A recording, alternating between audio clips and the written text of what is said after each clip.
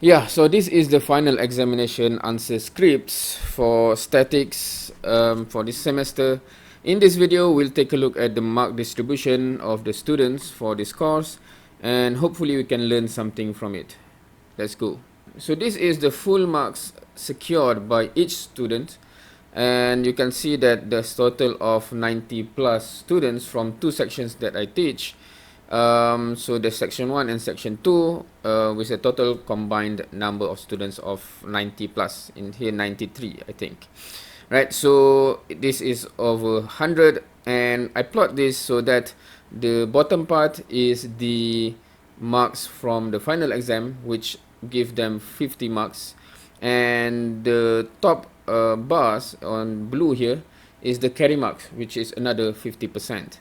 And you can see here the highest student from the two sections is almost 90% of total marks, and yeah, this is like near 10 or something, 10 marks, which is the lowest of the two sections.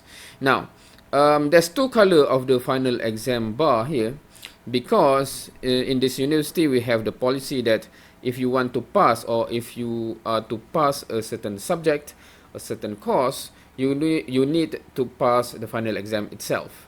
So if you fail to secure half of the marks of the final exam, meaning that for the final exam you get less than 50% of that final exam, you will not pass the course regardless of how much carry mark you have. So even if a student have the maximum carry mark, which give the total marks above 50%, if the final exam itself is a fail, he or the student would fail the course. So you can see here, this is the total marks that is above, I have put this line here of 50%, that is the passing mark for this course.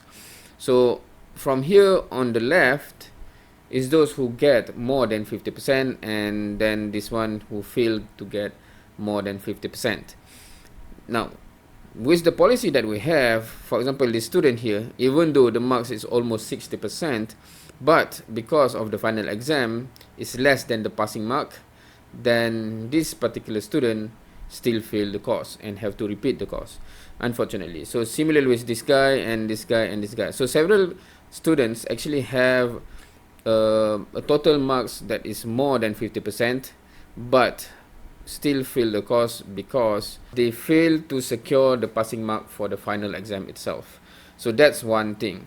Another thing that is interesting is that this rarely happen, that some students actually fail despite the final exam is a pass. So you can see here several students actually pass the final exam, but for whatever reason the carry mark is so low. For example, this guy here, the final exam is very good, or not very good, is passing, they get the passing marks, but the carry mark, for whatever reason, this particular student have such a terrible carry mark that it's not even close to pass the course, right?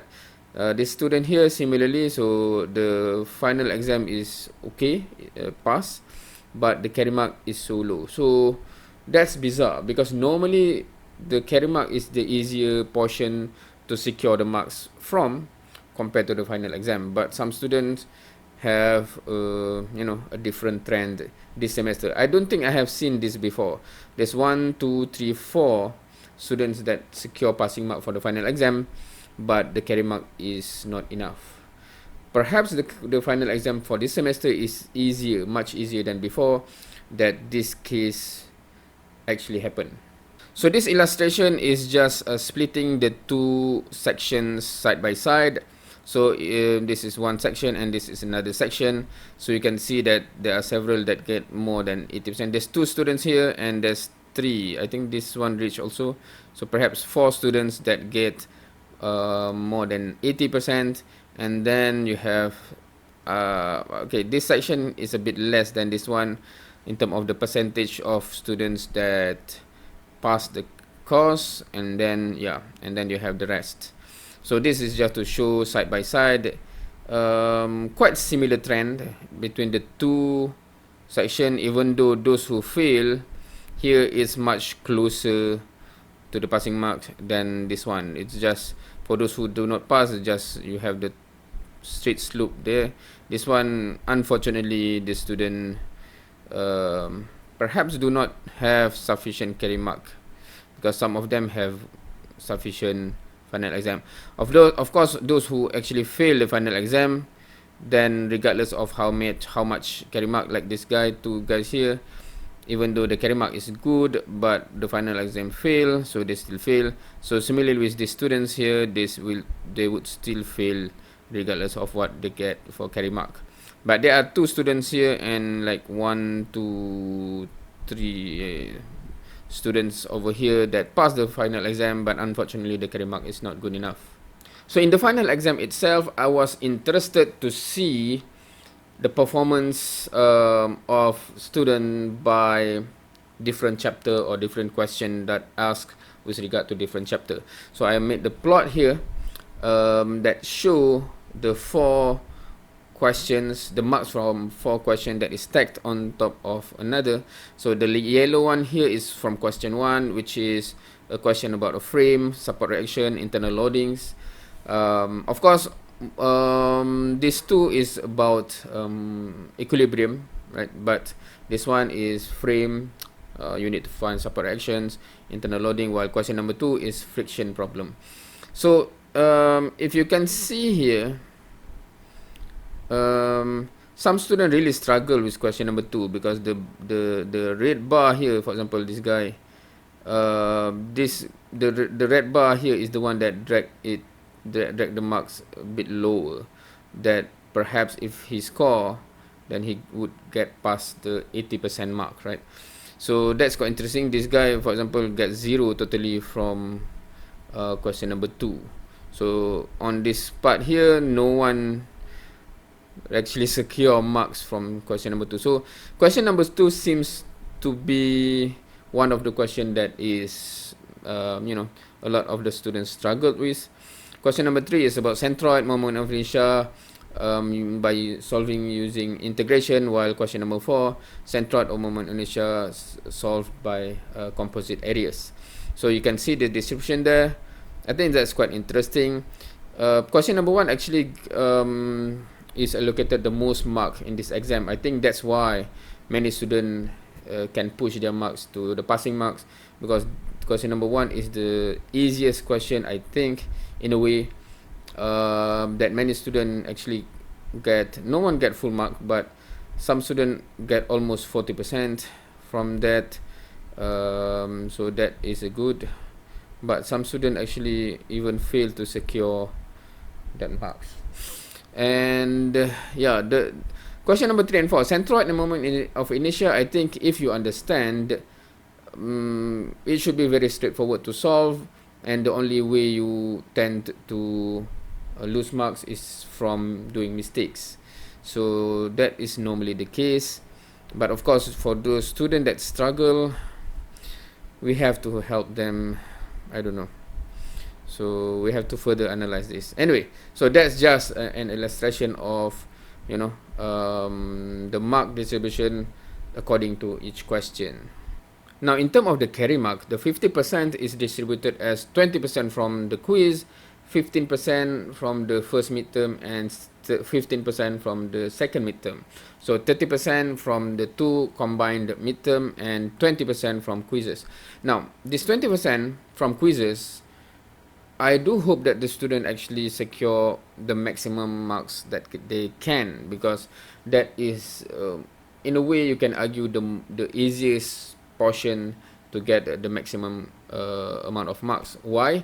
Because I conducted in this semester, I think, 21 quizzes, and I only take the best 8 quiz. So I have mentioned from the very beginning of the semester, I will only take the best 8 quizzes, and please secure the best 8 marks from whatever number of quizzes that we will do, and it end up to be 21. So I do think that there's enough or sufficient chances for them to get 8 good marks. So we'll take a look at the best 8 marks distribution, and I do hope that my hope is that if all the students from the 21 quizzes actually have one quiz that they get full marks, so the highest marks each student score would be 20. So we'll take a look at, you know, the highest marks, the second highest marks, etc., onto the 8 highest marks for, you know, the class, to see if we can see a pattern. So this is the first highest quiz marks for, you know, the student from the 2 sections. So you can here see the 2 section, and you can see that more than half of the students actually secure at least one full mark quiz. Hence, the highest mark they get from the 8 highest quiz marks is 20. But what is worrying, or what is scaring me to take a look at this, is that there are some students that the highest marks of all the 21 quizzes, we collect the 8 best marks for each student, and the highest mark they get is like not even 10 over 20. The full mark is 20, not even 10. This one is a bit better, this is a bit more than 10. But that is worrying, right? Because meaning that there's not even one quiz that they can get almost full mark. It's just halfway through.